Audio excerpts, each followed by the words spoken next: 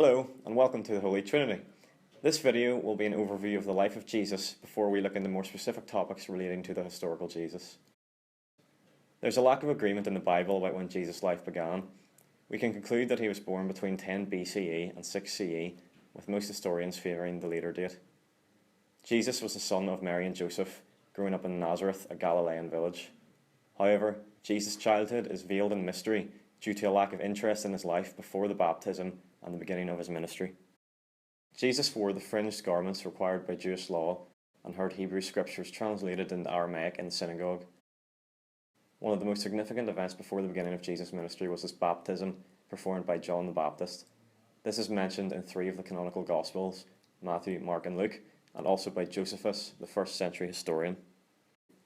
The central message of Jesus' ministry related to the kingdom of God and how his followers could arrive at it. Jesus' use of parables to teach his followers enabled the spread of his message in an accessible way, the parable of the lost sheep being a good example of the type of stories told. Jesus' ministry lasted between 1 and 2 years. Jesus had support from his 4 brothers and his sisters. He was also accompanied by his 12 disciples, who represented the 12 tribes of Israel. The Gospels of Matthew, Mark and Luke suggest that these disciples made a clean break with their past lives to follow Jesus. This early Jesus movement had a number of prominent women, including Mary Magdalene and Salome. However, Jesus also faced opposition.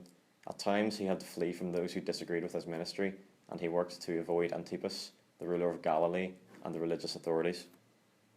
In the early 30s CE, Jesus and his disciples joined pilgrims going to Jerusalem, a city in the south of Galilee.